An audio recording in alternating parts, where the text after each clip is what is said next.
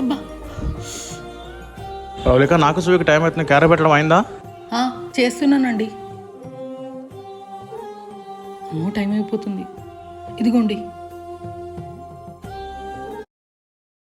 వచ్చారా? రండి.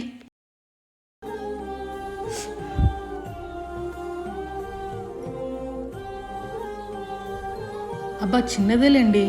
నాకు అనిపిస్తుంది దెబ్బ తగిలిందని చెప్తే ఏమైనా అవుతుందా? అన్ని నీలో నువ్వే దాచుకొని బాధపడతావు.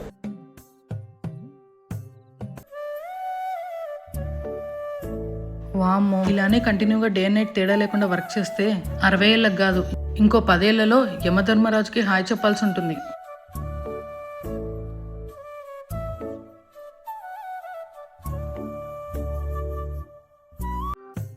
ప్రవళిక నేను ఎవరో ఇంటికి వచ్చారు, ఎవరు వాళ్ళు? ఎవరేంటండి? వాళ్ళు మా అన్నయ్యలు. మీ అన్నయ్యలా? ఎప్పుడు చూడలేదే. ఎందుకు చూస్తారు? మీకు మా వాళ్ళతో ఏం పని ఉంది? ఎంతసేపు ఉన్న మీ కుటుంబం, మీ అన్నలు, బావలు, అక్కలు, తమ్ములు తప్ప మా వాళ్ళతో మీకేం పని ఉందిలేండి. నేనేదో సరదాకన్నా ప్రవళిక, నాకెందుకు తెలియదు వాళ్ళు మీ అన్నయ్యలని. నాదేమైనా చిన్న బ్రెయిన్ అనుకున్నావా? ఆ రోబో సినిమాలో చిట్టికన్నా షార్ప్ నేను. అబ్బచ్చా, అయితే మన పెళ్ళి ఎన్ని సంవత్సరాలు ఏం చెప్పండి? అది పోనీ మా అమ్మ నాన్నల పూర్తి పేరు చెప్పండి. అది నాగ వెంకట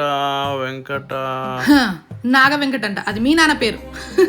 కరెక్ట్ గా చెప్పారు. నిజంగానే మీది చిట్టి బ్రెయినే. నీకో సర్ప్రైజ్, ఇప్పుడు కళ్ళు తెరువు. మేడం మీరా? ఎన్ని సంవత్సరాలైంది మిమ్మల్ని చూసి. చాలా పెద్దదానివి అయిపోయావురా. నిన్ను మీ ఆయనను చూస్తుంటే చాలా ముచ్చటేస్తుంది. నీ కోరికలను ముందే తెలుసుకుని నీ కోసం నన్ను అంత దూరం నుంచి ఇక్కడికి తీసుకొచ్చారా మీ ఆయన. ఇలాగే నిండు నూరేళ్లు చల్లగా ఆనందంగా ఉండండి. Thank you madam. Thank you అండి. ప్రవళిక ఎప్పటి నుంచో ట్రిప్ ప్లాన్ చేస్తున్నాం కదా, ఇప్పుడు కుదిరింది. మీరు తీసుకెళ్లే పుణ్యక్షేత్రాలకి ట్రిప్ అనే పేరు ఎందుకులేండి. ఇంతకే ఏ పుణ్యక్షేత్రమో చెప్పండి. డివోషనల్ ట్రిప్ కాదు Pravalika, fun and family trip. ఏంటి నిజమా? నువ్వు అర్జెంట్ గా బట్టలు సర్దేసి రెడీగా ఉండు, ట్రైన్ టైం అవుతుంది. మీరు వెళ్ళండి, మొత్తం నేను చూసుకుంటా.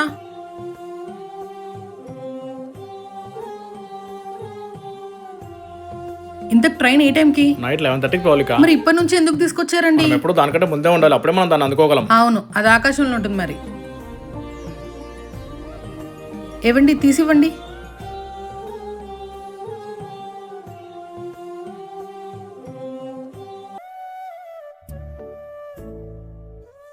ట్రిప్కి వెళ్ళే టైంలో కూడా నీ ఆఫీస్ వరకు గోల్ అండ్ ప్రవళిక. రేపు ప్రాజెక్ట్ డెడ్ లైన్ ఉందండి. మీరేమో సడన్ గా ట్రిప్ అన్నారు. అది గనక సబ్మిట్ చేయకపోతే రేపు ట్రిప్ లో కూడా నేను ఎంజాయ్ చేయలేనండి. మీరు ఉండండి. ఏవండి స్వీట్ టవల్ తీసుకోండి.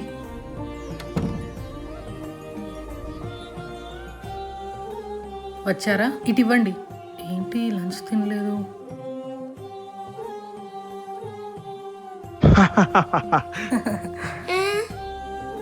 ఏంటి కోపం వస్తే ఇలానే చేస్తారా? మార్నింగ్ నుంచి ఏమి ఇచ్చినా తీసుకోవట్లేదు, మధ్యాహ్నం లంచ్ కూడా తినలేదు. నా గురించి నీకు తెలుసు కదా. నా ఫైనల్ వార్నింగ్ ఇది, నా కోపం తెప్పించొద్దు. సరే సారీ, ఉండత్తి ఎక్కడ కూర్చుకుంటున్నాను భయంగా ఉంది.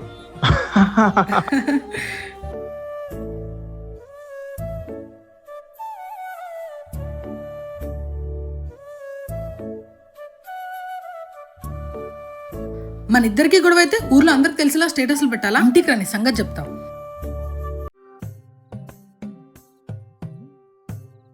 ఏంటి ప్రవళిక, ఏమైంది, ఎలా ఉన్నావు? మన పక్కింటి ఆవిడతో చిన్న గొడవ అయిందండి. ఫుల్గా రఫాడించేసా. బుర్రంతా పిచ్చి పిచ్చిగా ఉంది. అవునా? ఎవరికి ఏం కాలేదుగా? అందరు ప్రణాళితో ఉన్నారుగా. ఏంటి జోకా? సరదాగా అన్న ప్రవళిక. సర్లే, నీ మూడంతా చేంజ్ చేసి నువ్వు రిఫ్రెష్ అయ్యి నీ మైండ్ అంతా రిలాక్స్ అయ్యే ప్లేస్ కి నేను తీసుకెళ్తా. వస్తావా? ఎక్కడికి? సర్ప్రైజ్.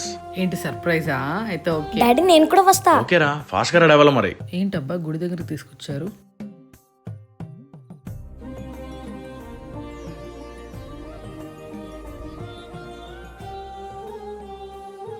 శాంతంగా ఉండాలని పూజలు కూర్చోబెట్టారా? జంప్.